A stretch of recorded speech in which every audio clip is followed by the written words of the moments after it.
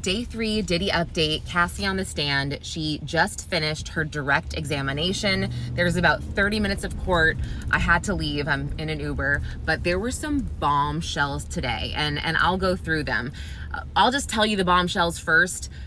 Cassie alleged that Diddy raped her in 2018 after their relationship was over, after a closure dinner. It was very tough to hear. And then she also told us that she settled with him for $20 million. And then something really, really awful. She said in 2023 or 2022 maybe, she wanted to end her own life. And that's when she entered rehab and trauma rehab. And that was really tough. And it was because of all these mounting years of abuse. But we got to hear, and I'll get back to that, but we got to hear about Kid Cudi and that relationship and what happened between the three of them, his car, and it's insane. So Cassie and Combs were on again, off again. And after a freak off, Cassie said that he found her phone and he found some emails between Cassie and maybe Kid Cudi's assistant or something about Cassie leaving her toiletries bag at his house. And Diddy freaked out, and she said that he lunged at her with a wine bottle opener, and she freaked out, ran back to her hotel, and she called Kid Cudi, Scott is his real name, to come pick her up. And a few days later, she decides to go back and talk through this with Diddy. So she goes and she meets him, and it doesn't really go well. And he actually kicks her in the back, like on the way out. And she had a huge bruise on her back, and we saw it. And now she is now going to Connecticut. It's December of 2013, I believe. She's on her way to Connecticut, and she sends her mom an email, and under Veronica Bing, one of the aliases that she used, and the email says threats. And then she tells her mom that Diddy is threatening to harm her and Kid Cudi, and he says that he's not going to do it. It's not going to be by his hands. It's going to be by somebody else's hands when he's out of the country. Rico. And he also says, or she says in the email, he's also threatening to expose sex tapes that I've done with him. So Cassie gets to Connecticut, and her mom takes pictures of her back, which we saw, very awful, very bruised. And Kid Cudi ends up meeting her there, but she ends up breaking up with him because she's scared. She's like, I don't want us both to get hurt. Now, when they get back to LA, well, actually, she testified, unfortunately, that she flew to Arizona to see Diddy against, or her family didn't know she was doing it. She flies to Arizona to see him. He was visiting one of his kids. And she said that Diddy told her in Arizona, Kid Cudi's car would be blown up, and he wanted Kid Cudi's friends to witness this in the driveway.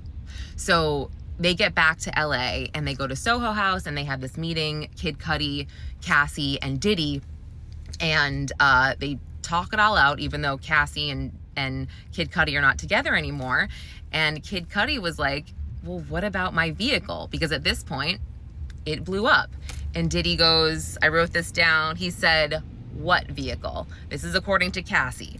So then we move on to some additional abuse, which was pretty terrible. We saw more pictures.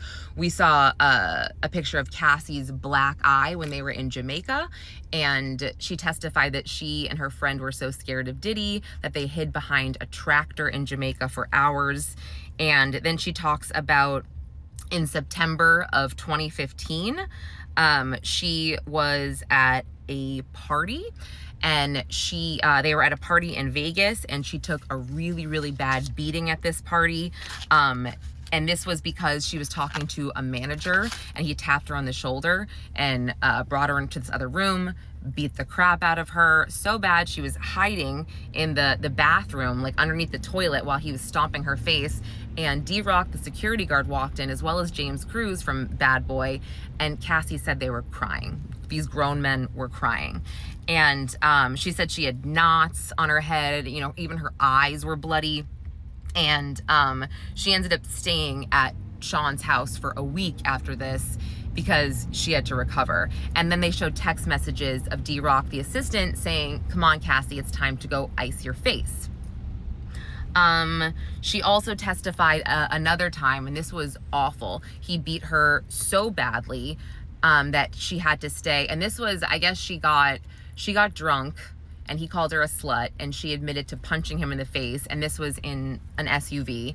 And this is when he stomped her face in the corner, and she ran away after this. She was bloody, she was just beaten, and Roger Bonds was the security guard at this point. She ran, Roger chased her, brought her back to Diddy's house, and this was actually a house he was renting in Vegas at the time.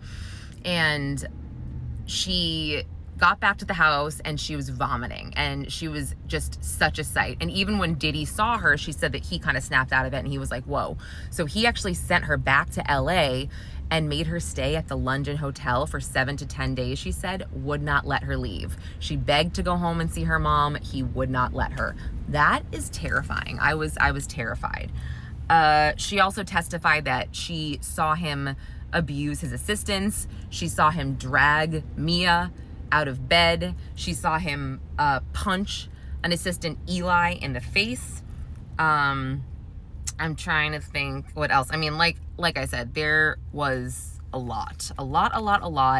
But I thought, again, going back to the end of their relationship, we heard that they had this closure dinner in 2018, and after this dinner, he drove her home. He followed her into her home, and she was dating her, I guess her personal trainer, who is now her husband, who Diddy actually hired at the time.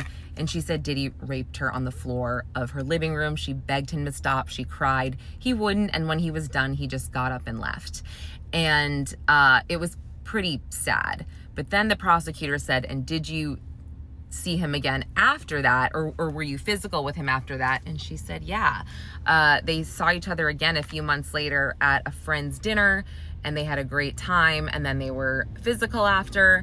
And the prosecutor, it was Emily Johnson, she's like, well, why would you be physical with him after that? And she's like, you can't just turn it off. I had all these feelings.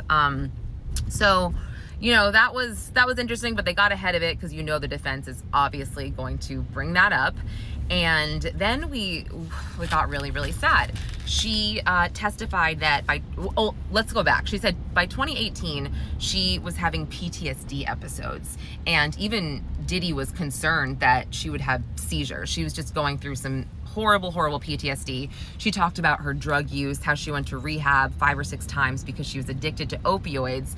Oh, a big bombshell that she alleged was that when she would get these opioids from Diddy at first, and how Diddy would get them is that he would get scripts from doctors, which is crazy. And they would use different names, assistant names, Cassie's names. We were all like, what? This is nuts. So yes, she was trying to get clean, and she said she was clean by 2022. She went to rehab, and she went to trauma therapy as well. And she hit rock bottom in 2023. She said she was doing a music video. She already had kids and she was married, and she got home one night. She said her kids were sleeping. And, you know, she told her husband, like, you got this, right? Like, you can do this without me. And she said that it was just everything all at once. And she just had this urge to walk out of her house right into traffic, and her husband didn't let that happen, and she went to trauma therapy.